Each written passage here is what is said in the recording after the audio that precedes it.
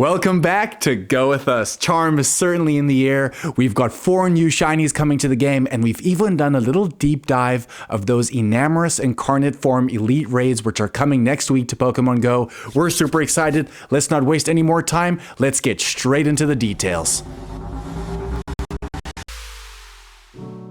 Welcome back, trainers. Let's kick off with the Carnival of Love and when it's going to be happening. It looks like it's going to be happening this Tuesday, the 13th of February at 10 a.m., running until Thursday, February 15th at 8 p.m. local time. Moving on to bonuses, there's going to be a total of 2. The first bonus is that we can get increased XL candy when walking with a buddy. Now is probably a good time to squeeze this in. Guys, if you have any legendaries or any mythicals that you need XL candy for, now is a great time to walk them to get that XL candy. Don't sleep on that. Bonus number 2 is something we haven't seen before, but trainers can get an additional 2 XL candy when evolving a certain Pokemon. I think that's pretty neat and a pretty cool introduction to get more XL candy in the game. Something that's not really a bonus in the event, but it's definitely a feature, and it was featured last year, is going to be surrounding Furfrou.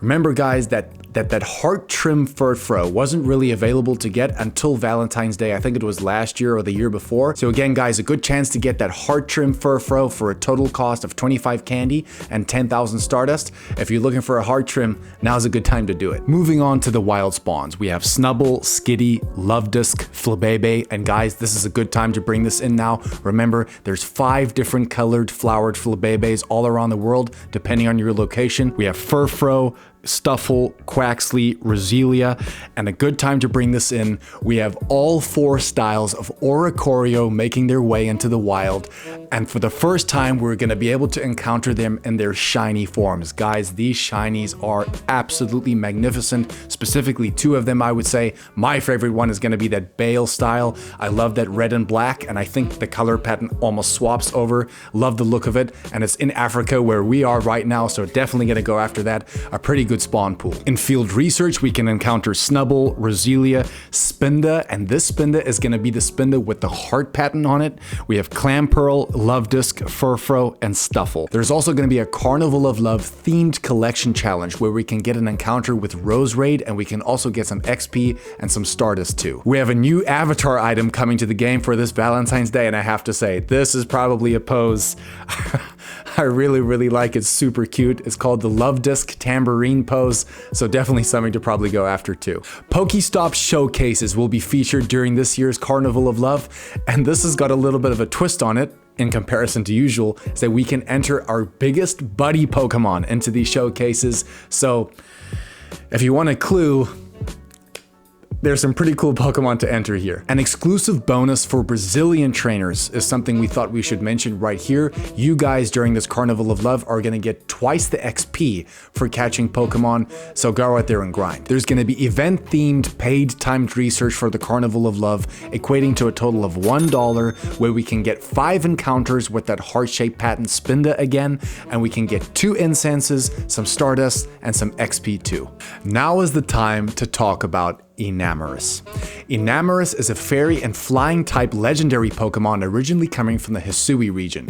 If you guys didn't know, Enamorus is part of the quartet of the Forces of Nature legendary Pokemon that originally come from the Unova region. Enamorus Incarnate Form is going to be coming to Elite Raids next week on Valentine's Day, which is going to be the 14th of February, in 4 time slots. These time slots last for a total of half an hour, so make sure to get kind of your clan together, plan which slot you kind of want to attack, and go for it. The 4 time slots are going to be at 12 p.m., 1 p.m., 5 p.m., and 6 p.m. all local time. An additional bonus here, which I actually quite like, is that when you complete an Enamorus raid, there's going to be fairy and flying type Pokemon spawning around the gym that you defeated it at. Spawning there, we're going to have Clefairy, Jigglypuff, Snubbull, Tailo, Woobat, Emolga, Rufflet, Fletchling, Spritzy, and Swirlix. But the question everyone is asking is Enamorus Incarnate Form worth raiding in these elite raids? Probably a good place to start is going to be its stats. It has a max CP of 3873 when maxed out at level 50,